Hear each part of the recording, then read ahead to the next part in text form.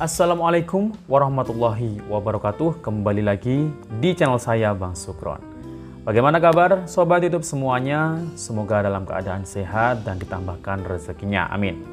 Oke, pada video kali ini kita akan memantau ya perkembangan kasus korupsi proyek BTS 4G yang ada di tubuh Kementerian Komunikasi dan Informasi atau Kemenkominfo yang melibatkan mantan menterinya sendiri, Menkominfonya, yakni Johnny G. Plate.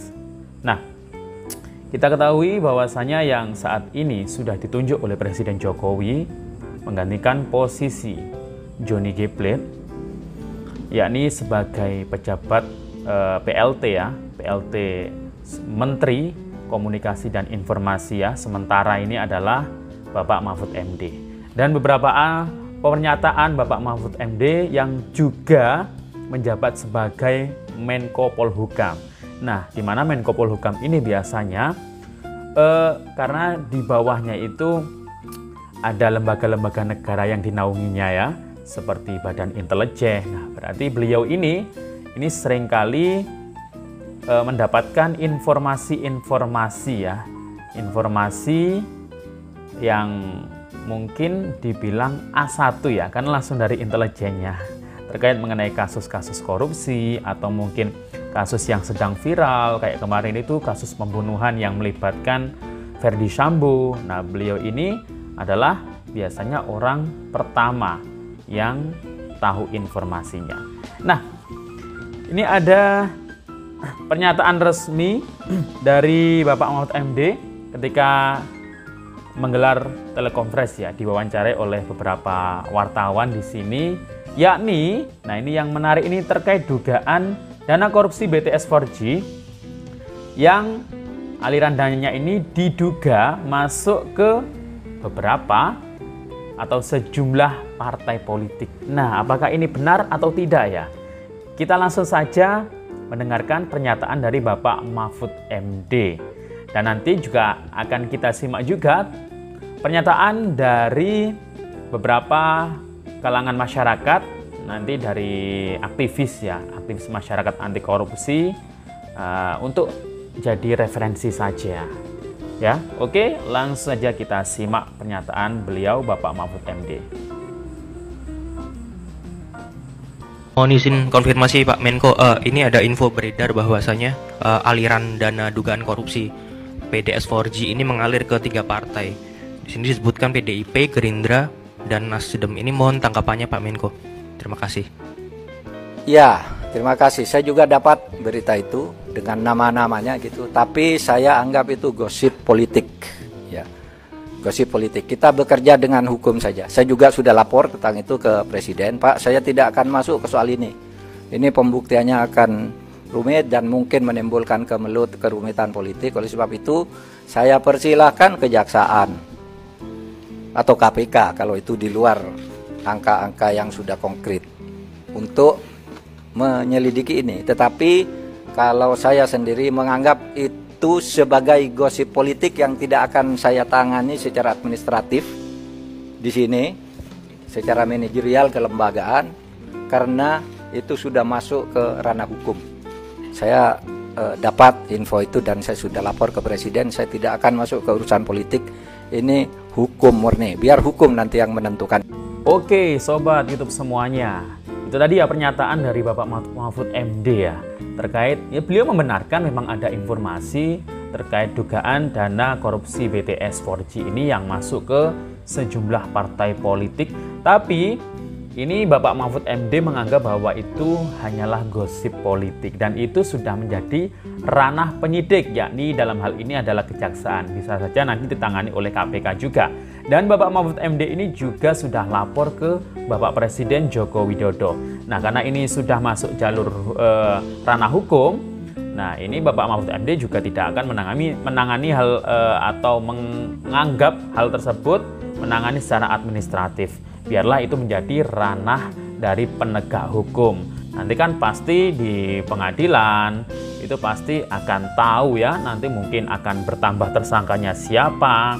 Nah, ini ada juga beberapa pendapat juga ya, analisa juga dari salah satu aktivis masyarakat anti korupsi. Ini kita dengarkan ya di sini.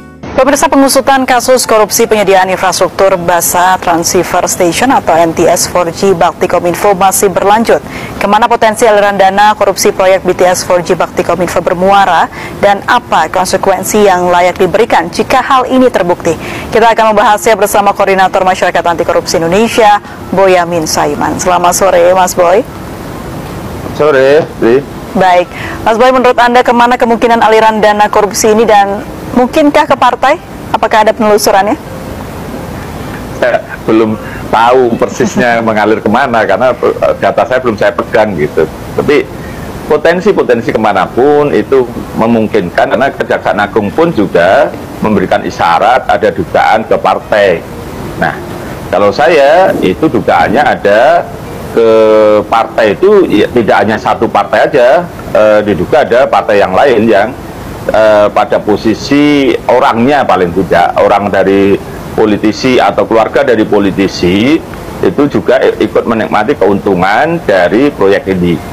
Jadi kita serahkan sepenuhnya kepada Kejaksaan Agung untuk menelusurinya, dan saya pastikan saya akan tetap mengawal. Nanti kalau ada yang ditutupi atau tidak dituntaskan, ya saya seperti biasa akan melakukan gugatan-gugatan pra peradilan supaya ini semua bisa dituntaskan. Nah, salah satu cara yang paling efektif untuk melacak kemana uang ini adalah dengan cara ditetapkannya perkara ini sekaligus dengan pencucian uang. Jadi selain dikenakan pasal pemberantasan korupsi, Undang-Undang Nomor 31 Tahun 99 juga dikenakan dengan Undang-Undang Pencucian Uang. Nah, kalau nanti diterapkan juga pasal pencucian uang, maka uang jangankan 1 juta, 1.000 rupiah pun akan ketahuan kemana mengalirnya. Karena meskipun itu dengan cara cash gitu, tapi tetap bisa dilacak. Karena siapa yang terakhir mencairkan, dan kemudian pada saat yang bersamaan atau besoknya ada yang diduga memasukkan ke rekening atau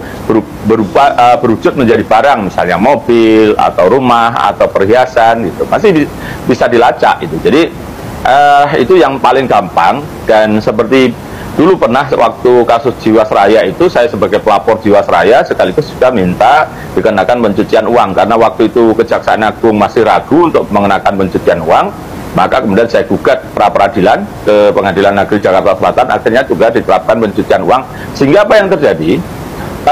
Ketahuan aliran dana kemana saja dan bisa disita dan ditarik, dan itu yang paling utama adalah recovery-nya, apa yang bisa dirampas kembali.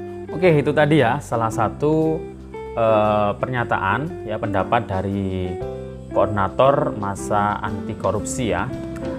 Di sini beliau berpendapat bahwasanya bisa saja ada potensi bahwa dugaan aliran dana korupsi kasus BTS 4G ini masuk tidak hanya di satu partai saja, mungkin beberapa partai, dan itu bukan dalam ranah yang terorganisir atau yang tersistematis, tapi ini lebih condong ke per individualnya, per orangnya.